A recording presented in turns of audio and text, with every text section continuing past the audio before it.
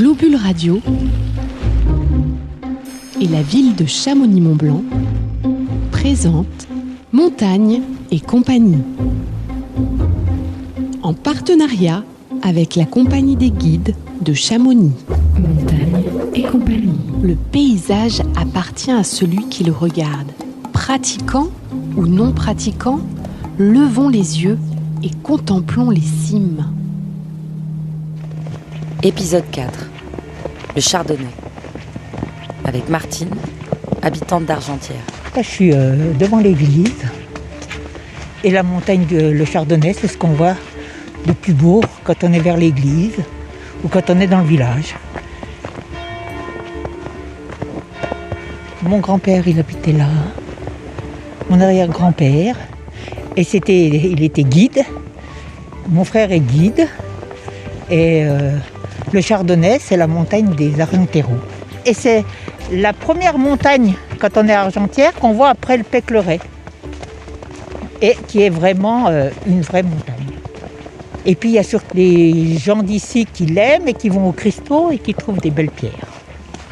C'est vraiment la montagne par elle-même. Et Jean-Franck Charlet, cristallier et guide de haute montagne à la compagnie des guides de Chamonix. Jean-Franck Charlet, je suis guide de haute montagne à la compagnie des guides de Chamonix depuis un peu plus de 50 ans. Et Argentière, c'est le village de mon enfance. Et donc le Chardonnay, c'est un peu aussi la montagne de mon enfance, du coup. Ce Chardonnay, il est juste au-dessus du village, là. Il occupe un quart du ciel d'Argentière, le quart est. Et alors cette montagne, vous voyez, c'est cette splendide pyramide, là, au-dessus du glacier. Je trouve que c'est une montagne très harmonieuse, très complète, puisqu'elle a un versant nord qui est plutôt glaciaire, mixte, que glaciaire, avec des goulottes, la fameuse goulotte Charlet d'Étambourg, et puis d'autres voies Gavarou, d'ailleurs, d'autres goulottes à côté. Et puis le versant sud, qui est un gros tas de cailloux sur 2 km de long et 800 mètres de haut, donc il y a de quoi s'amuser. Qu'on peut observer, et il faut aller du côté des Grands Montets. Et c'est un magnifique triangle de 3824 mètres. Et puis le sommet qui est donc barré de rochers de chaque côté, avec un beau névé blanc au milieu. C'est une montagne très esthétique. Montagne et compagnie. Pour nous qui l'aimons, c'est pas descriptible. Il est beau, c'est du rocher, avec des belles arêtes et très effilé, c'est très très beau. Il faut venir à Argentière pour l'avoir pour de vrai. Il est enneigé, quand il est enneigé, il est encore plus beau. Et on voit la descente du Chardonnay pour les guides. Les guides, ils montent l'arrêt de Forbes et tout ça, et ils redescendent côté chez nous. C'est la face qu'on voit depuis Argentière. Et pour moi, c'est la plus belle, parce que si je monte et que je vais du côté du Tour, il n'est pas du tout pareil. C'est pas le même caillou. Voilà. Mais ça, c'est les Argenteros, on dira qu'on est un petit peu chauvin pour ça.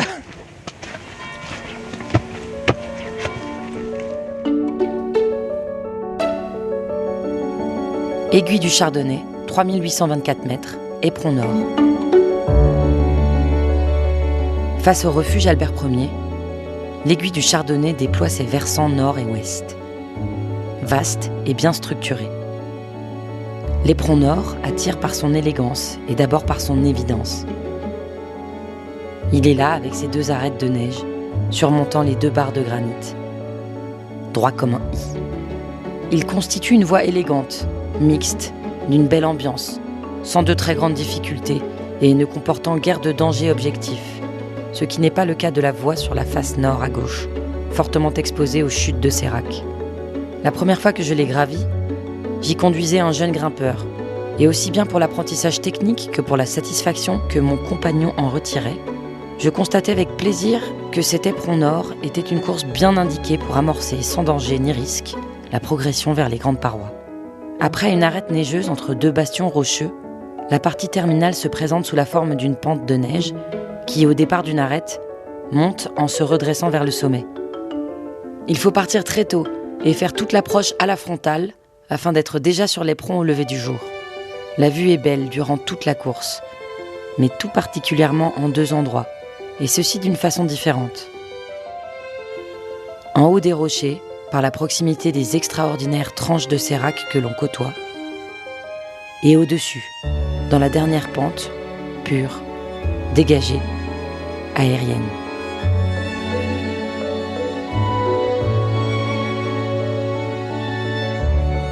Extrait du Massif du Mont Blanc, Les 100 plus belles courses, de Gaston Rébuffat, aux éditions de Noël.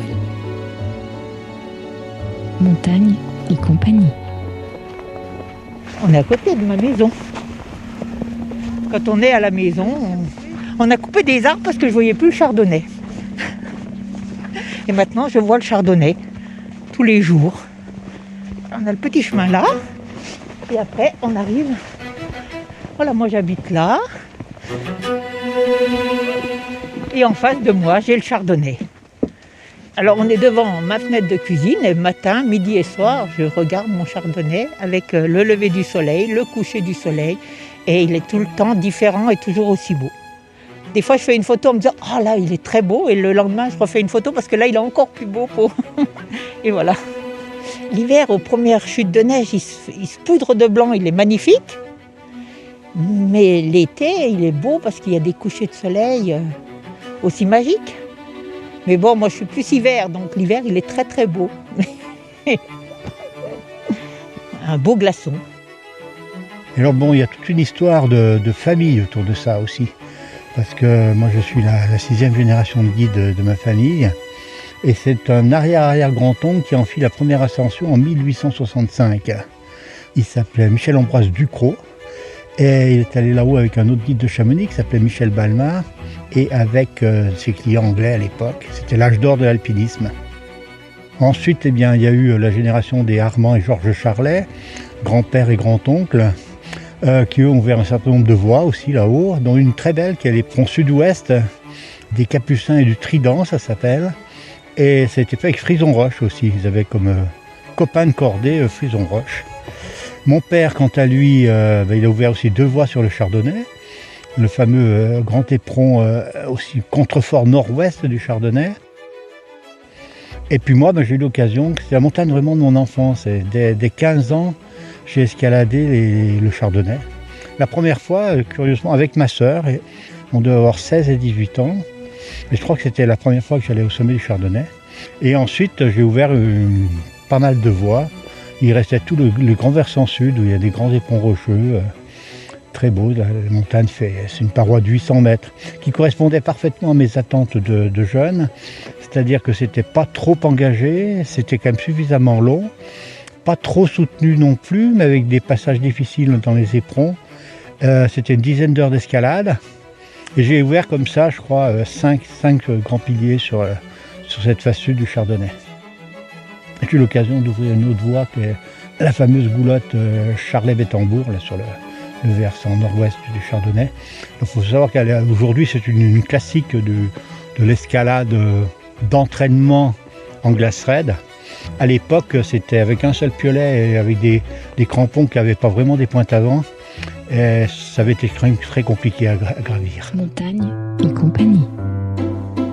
Ça représente tout ce qu'on aime, tout ce que les anciens aiment et nous. Ah, dans la famille, on aime beaucoup le Chardonnay, oui.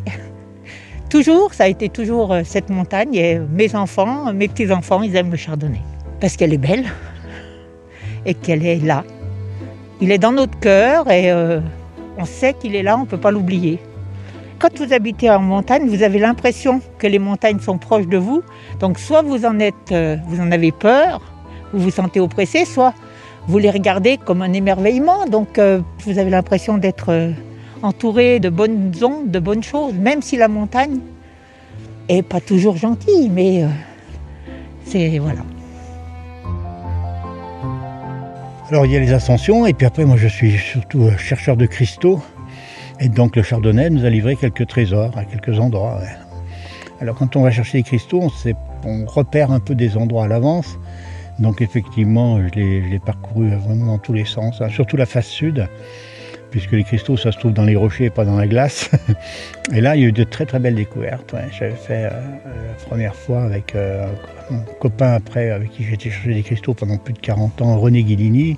On avait fait une découverte majeure d'un énorme four avec des grosses pointes. Lui je crois avait 16 ans et moi j'avais à peine 20 ans. Ouais. Je savoir si je retournerai au sommet, parce que bon, l'âge étant là, on commence à aller moins vite et à devoir prendre plus de précautions et à faire bien attention quand même, parce qu'on n'est pas sur les mêmes champs de vigilance qu'on était il y a 50 ans. Mais bon, j'ai la chance d'avoir un fils qui est fort grimpeur, fort alpiniste et passionné de cristaux, donc il peut m'emmener dans les endroits difficiles. Où je l'avais amené quand il était petit, j'étais devant et lui derrière. Maintenant, on a inversé la cordée très largement. Et je me tire aux cordes, j'arrive toujours à faire des trucs un petit peu difficiles quand même, si j'ai un bon leader. Moi, ça, c'est une des montagnes où j'ai jamais été, mais c'est pas un regret. Je la vois tout le temps, donc elle est là. Et je pense que c'est très beau ceux qui y vont, mais ceux qui la voient et qui l'aiment, c'est aussi très très beau. Et c'est un lien qui restera toujours. Normalement, elle nous protège. En tout cas, pour moi, elle me protège. Enfin, j'espère. Le conseil du guide. Pour avoir une vue magnifique là, sur ce chardonnay notamment, mais sur l'Aiguille Verte aussi, il faut aller de l'autre côté, sur le massif des Aiguilles Rouges, par exemple au lac Blanc bien sûr, ou plus en direction du col des Montets. Dès qu'on est à 2000 mètres d'altitude, alors il faut marcher un peu, ou prendre le téléphérique de la Flégère, et là quand même ces sommets sont spectaculaires. Et puis après, le chardonnay, il continue de se gravir tous les étés. Il y a cette fameuse arête Forbes qui est la voie classique. On fait une traversée, donc c'est sympa parce qu'on monte d'un côté puis on redescend de l'autre. On fait une grande traversée d'une arête à l'autre. Il faut monter dormir au refuge Albert Ier, et puis de là, se lever à 2h du matin, être à 4h du matin au pied, être à 8-9h au sommet, et retour vers 11h midi au refuge. Et cette arête Forbes, elle est de plus en plus compliquée. Parce que, comme vous savez, dans ces hautes montagnes, les glaces fondent énormément. Et c'est des arêtes rocheuses qui peuvent être assez scabreuses. Et donc la montagne est un petit peu plus compliquée qu'elle ne l'était il y a 50 ans. C'était Montagne et compagnie. Montagne et compagnie. Un programme réalisé en partenariat avec la ville de Chamonix. Montagne et compagnie. À l'occasion du bicentenaire de la création de la Compagnie des guides de Chamonix. Production Globule Radio.